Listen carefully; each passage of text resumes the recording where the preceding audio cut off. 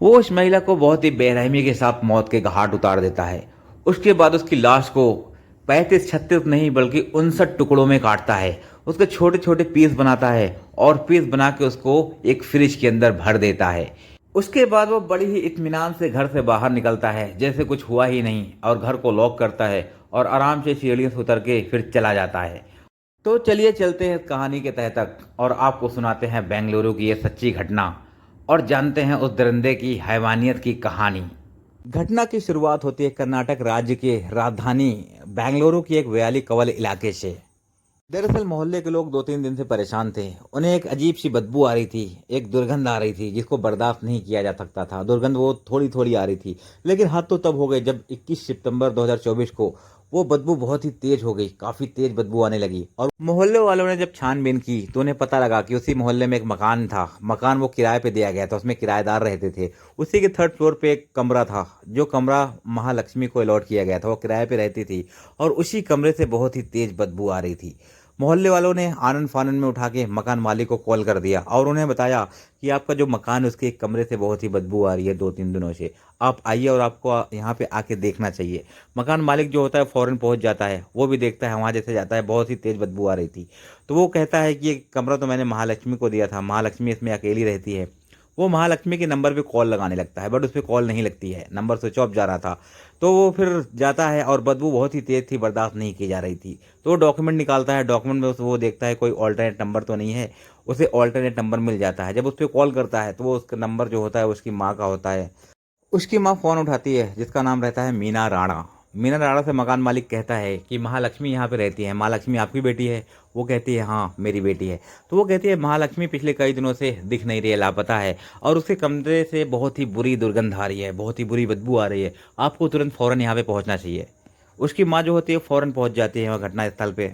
घर जो था वो बाहर से लॉक था और उसकी दूसरी चाबी उसके माँ के पास होती है। उसकी माँ दरवाज़ा खोलती है और मोहल्ले वाले भी काफ़ी सारे इकट्ठा हो गए थे और वो मकान मालिक भी साथ में खड़ा हुआ था। वो जब लोग अंदर एंट्री करने लगते हैं, घुसते हैं कमरे के अंदर जैसे ही, और दुर्गंध इतनी बुरी थी, इतनी भयानक थी कि वहाँ लोग उसे बर्दाश्त नहीं कर पा रहे थे। बाकी को लोग निकल के बाहर आ जाते हैं, साथ में मकान मालिक भी बाहर आ जाता है। लेकिन उसकी जो माँ होती है और उसकी एक बेटी जो कि महालक्ष्मी की बहन होती है, वो दोनों अंदर घुसते हैं क्योंकि माँ तो माँ होती है। वो अंदर जाते हैं और जाकर चारों तरफ देखते हैं कि दुर्गंध कहाँ से आ रही है, और उनको लगता है कि दुर्गंध जो है वो फ्रिज से आ रही है। और जैसे वो फ्रिज खोलते हैं उनके पैरों के तले से ज़मीन खिसक जाती है। दरअसल फ्रिज के अंदर भरा होता है महालक्ष्मी का शव।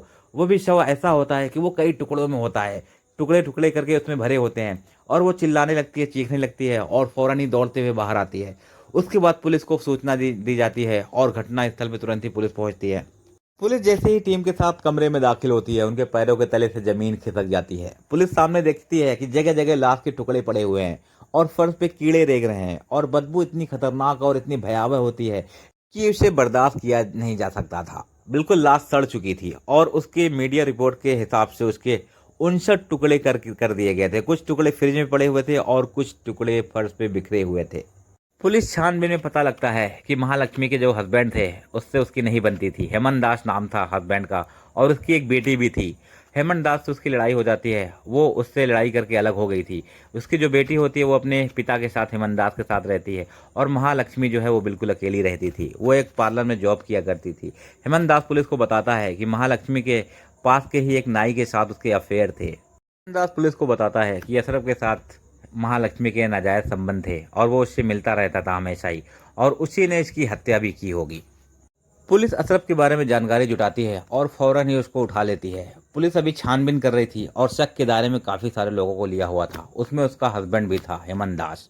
तो पुलिस अभी शक के नज़रिए से ही सबको हिरासत में लेके पूछताछ कर रही थी, और अभी इसका खुलासा नहीं हो पाया था क्योंकि हेमंत दास से भी पूछताछ जारी थी और अशरफ से भी पूछताछ जारी थी।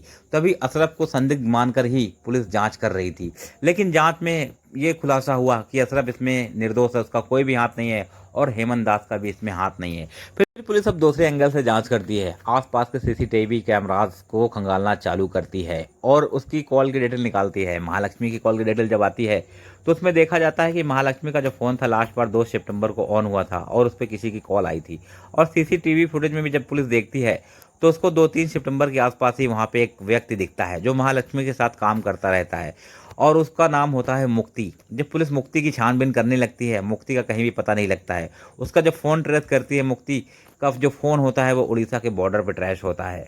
और इधर पुलिस को पता लगता है कि महालक्ष्मी की जो हत्या है वो 2-3 सितंबर के आसपास ही की गई थी। 18-19 दिन से उसकी जो लाश है वो उसी कमरे में पड़ी हुई थी, वो बिल्कुल सड़ चुकी थी और बहुत ही ज़्यादा दुर्गंध आ रही थी।